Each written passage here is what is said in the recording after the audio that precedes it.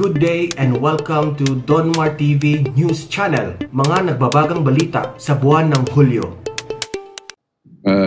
We should focus or bring that matter to the committee, but there is one particular issue that I'd like to raise, and if the good sponsor, good Senator Drilon, who delivered this privileged speech, I'm sorry, Senator De La Rosa, if he's willing to yield to a few questions. Yes, Mr. President. All right. Thank you, Mr. President. Ang tanong natin kay Senator De La Rosa, at salamat sa kanyang privileged speech at ipinaabot sa atin ang concern tungkol dito sa death penalty. Naniniwala ba si Senator De La Rosa na ang na hinaharap natin ngayon ay ang isa sa pinakamatindi o pinakamatinding health crisis sa ating bansa mula pa noong World War II at economic crisis kung saan ay milyon-milyon nating mga kababayan ay wala ng trabaho?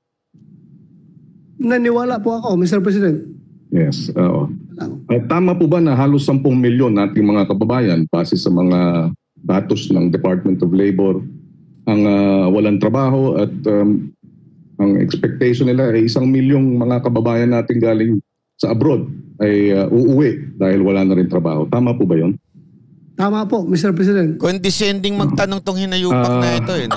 At naniniwala ho ba ang ating butihing senador na hanggat hindi natin nasusolusyonan at mabawasan itong pagkalat ng COVID, hindi natin mababangon ang ating ekonomiya at mananatiling laganap ang gutom at laganap din ang kahirapan.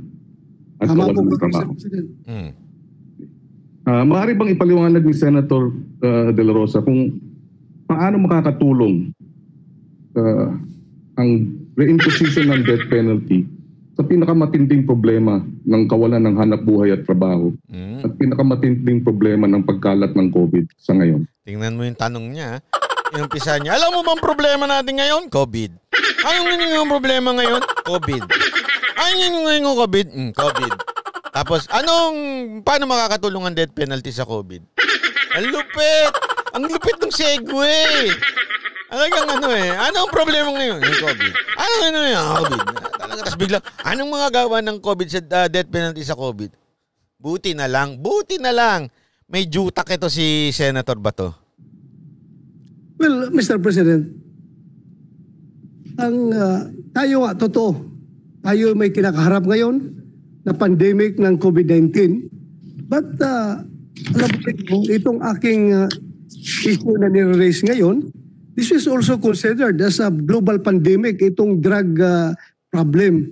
So, hindi naman siguro ibig sabihin na porke tayo may kinakaharap na global pandemic na COVID-19, ihinto na lang tayo sa paggawa ng ibang batas para sa ibang mga issues na kinakaharap ng ating lipunan at doon na lang tayo mag-concentrate. In fact, Mr. President,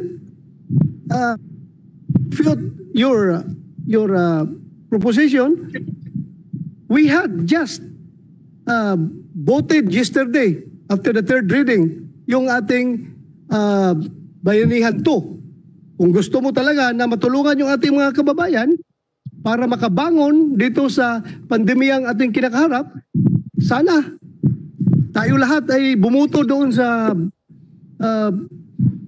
Bayanihan 2 na yun. Dahil yun talaga ang purpose ng Bayanihan 2 na yun, para makabangon ang ekonomiya ng Pilipinas. Sana. I-rewords lang natin yung sinabi ni Bato. Parang sinabi niya, di ba problema COVID? Nung inayos natin itong Bayanihan Loto, ikaw lang ang agree dito sa Bayanihan Loto. Tanga ka palang hinayupa ka. Sabi mo problema COVID, inayos natin ang Bayanihan Act 2. Yung aayusin yung COVID pero bumoto ka ng hindi. Ano ba talaga? Ha? Bakit? Bigla kang magiging concerned tapos nung nagkabotohan sa Bayanihan Act 2, hindi mo binoto ng oo. Ikaw lang, ikaw ang katangi-tangi senador. Na kumontra na nag-no. Tas sasabihin mo ngayon, concern ka sa COVID? Tanga. Yun lang, sunog siya sunog. Kaya lang, syempre medyo mabait ang dating ni Bato, ni Senator Bato. Diba? Sana tayo lahat ay bumoto para doon sa batas na yun.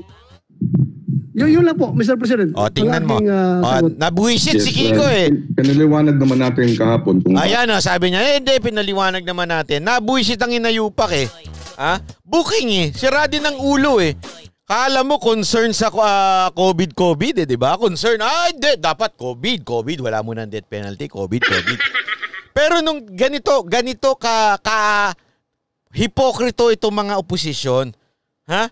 Sasabihin nila COVID ang problema. Sasabihin nila dahil may pandemic tayo. Pero nung pinag-usapan yung tutulong sa mga mamamayan, yung batas na tutulong sa mamamayan, bigla kang magduno. Ano ba talaga?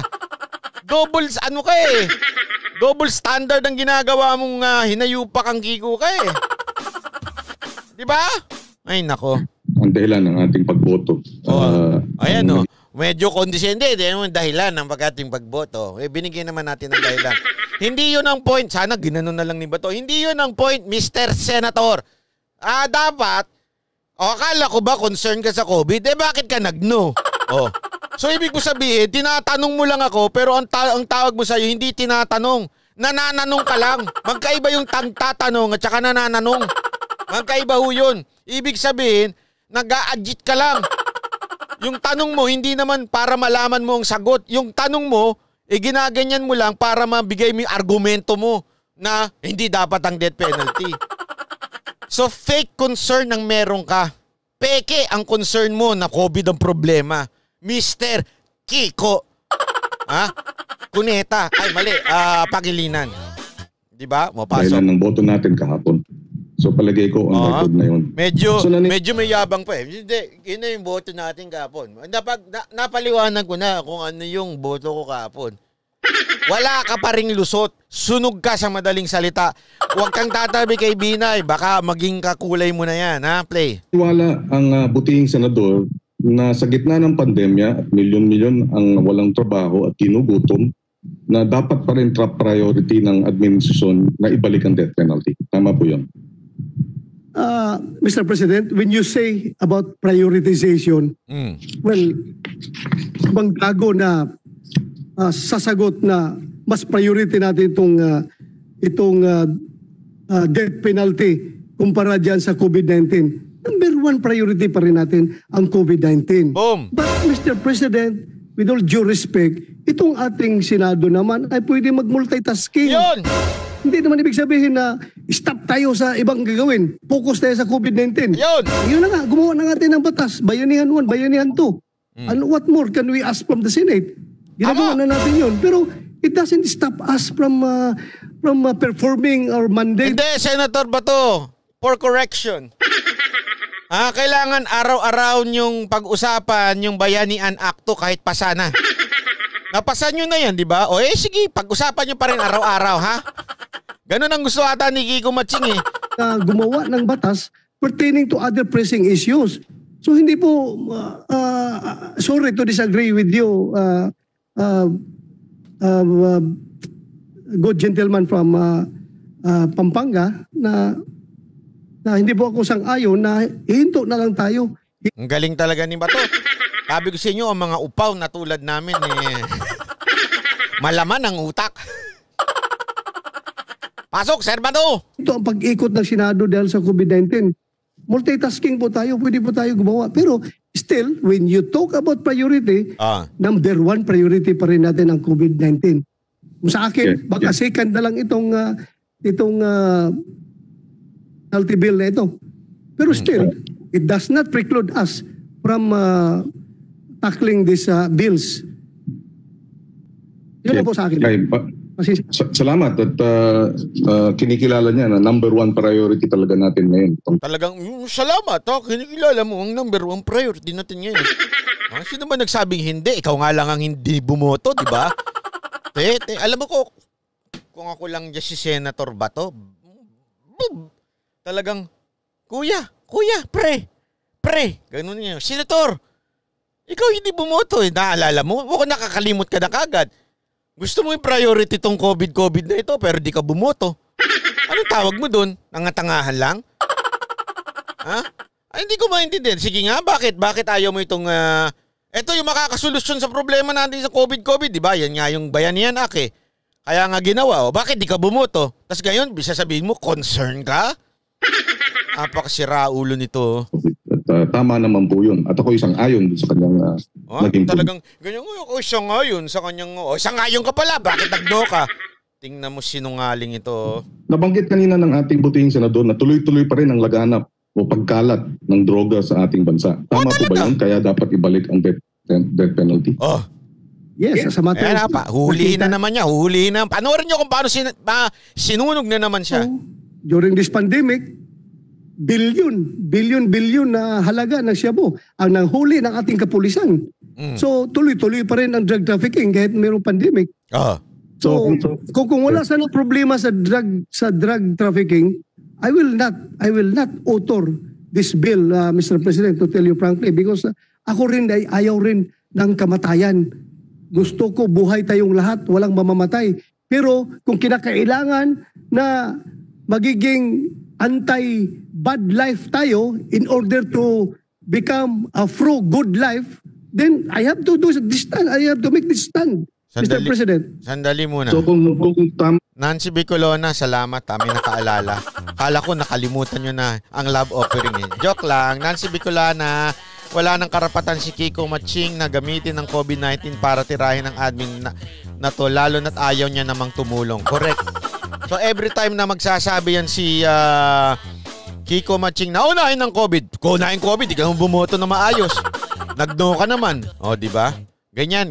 Yan ang bara natin lagi sa kanya, ha?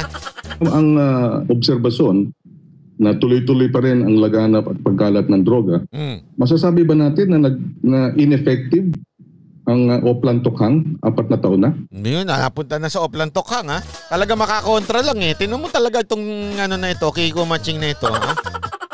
Sira din ang ulo, eh. Pasok. Well, Mr. President, yung sinasabi mong ineffective na yan ay very subjective. Correct. Very subjective po. Kasi kung ako naman, I will not yield to your opinion na ineffective. Sabihin ko talaga, very effective.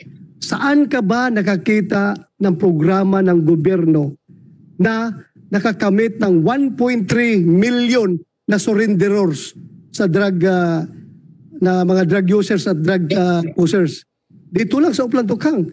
Saan ka nakakita ng 30,000 na mga drug offenders na aresto? Dahil ito sa Oplan Tokhang. Saan? Alam mo, sa totoo lang, ito yung baka hindi mo nakakaalam.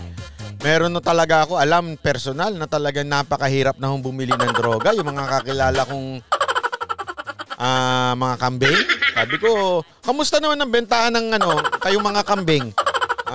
Mahirap na talaga. Iba na. Kasi ngayon talagang tinotokhang kahit yung mga nasa hotel nahuhuli. Kasi alam mo ba, ang uso ngayon sa mga pawok, alam mo yung mga pawok, uso ngayon na, ito wala akong halong kabastusan, ha. Oy, grabe naman, Jerry Manaloto. Oy, yan!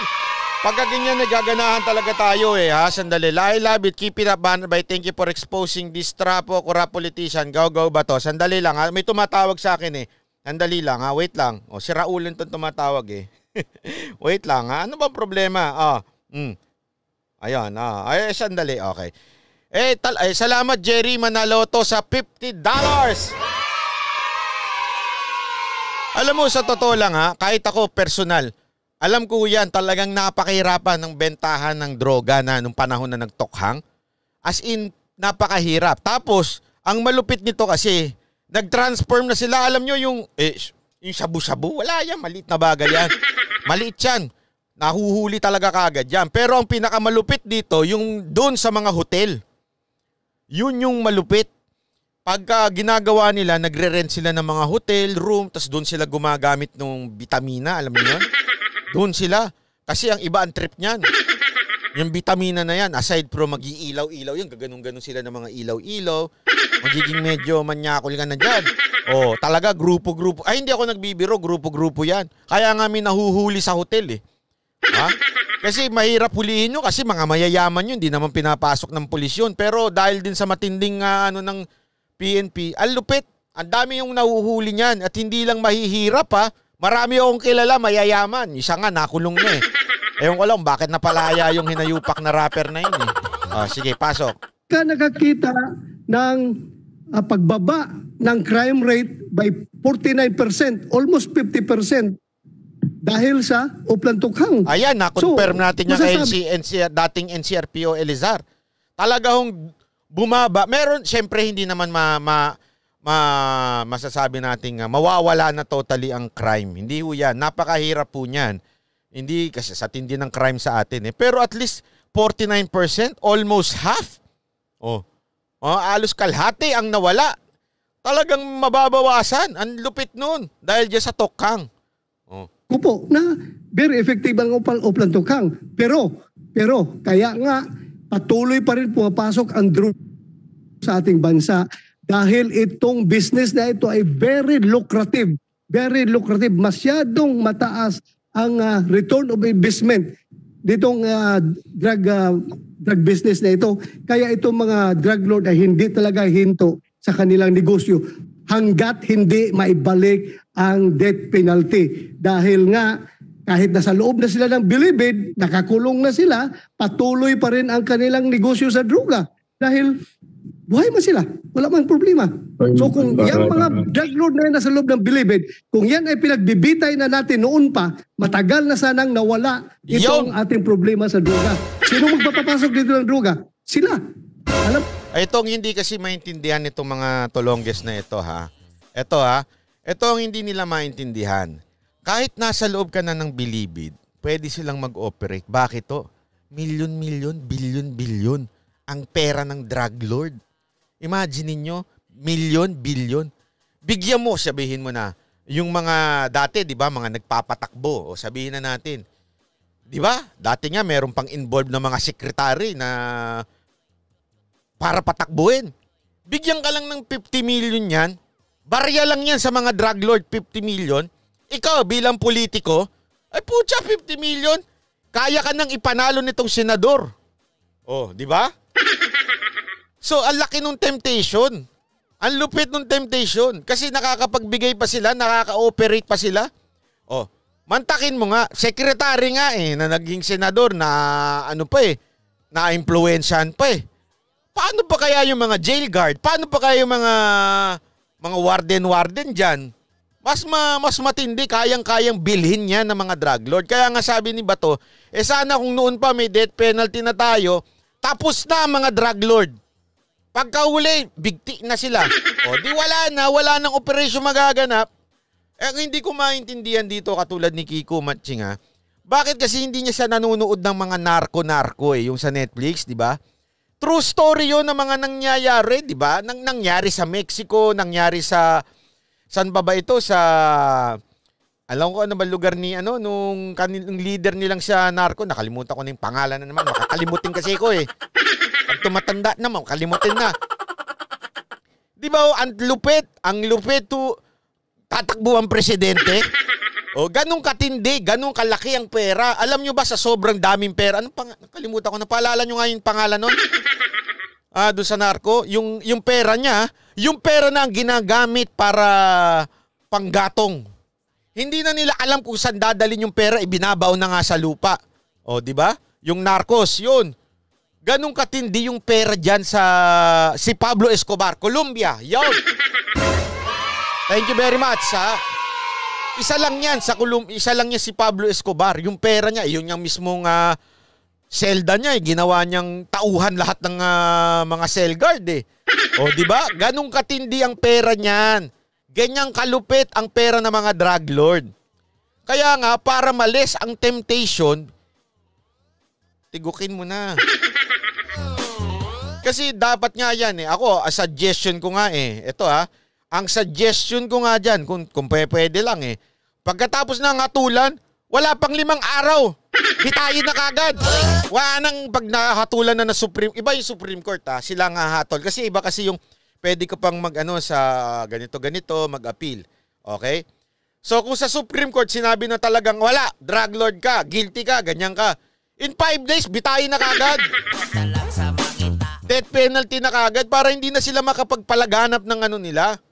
Tingnan nyo ba? Ang galing talaga Panalo to si Bato Yung sitwasyon sa bilibid. Ito mga Chinese drug lord, sila ang in charge sa supply. coming from abroad, coming from China. At pagpasok dito, sila rin ang in charge kung sinong pagkatiwalaan nila na mga local drug lord na nakakulong sa loob na bilibid ang mag-in charge sa distribution. So ganun po ang kalakaran, Mr. President. Hindi ganun kadali na sabihin natin ineffective ang Uplan Tukhang. Otherwise, wala nag-surrender na 1.3 million kung ineffective ang Uplan Tukhang. Very effective po. Kasi kaya lang, naging ineffective yung ating total campaign dahil wala tayong batas na death penalty. Kung meron tayong death penalty, sabi nga sa akin ng drug lord dyan sa Bilibid, Sir, ibalik na yung death penalty. Mawawala itong problema natin. Kung hindi man totally mawawala, bababa ang problema ng droga sa inyong bansa dahil nga kami mga insik, kami mga Chinese na drug lord, ang pinakamalaki ng market namin sa droga ay yung China. Pero hindi kami pwede magdegosyo ng droga sa China. Patay kami kagad doon. Bitay kami. Pero sa Pilipinas, wala. Enjoying kami. Kahit nakakulong sa Bilibid, tuloy ang ligaya. Tuloy ang negosyo dahil hindi nyo kami binibitay. Bitayin nyo kami. O sino pa magpapatuloy sa drug business namin? Wala na. Are you saying, Senator De La Rosa, are you saying that the manufacturers and the drug lords, bakit ayaw nilang mag-cooperate sa Singapore, sa Malaysia, sa Indonesia, sa China? Ba't ayaw nila doon? Ba't gusto nila rin sa Pilipinas? The wrong death penalty doon sa mga bansa na tinutukoy mo, Mr. President. Mali ka, Mr. Senator Bato. Kaya ayaw ng mga drug lord doon, okay, dahil may death penalty. Pero kaya gusto nila dito kasi maraming dilawan dito eh.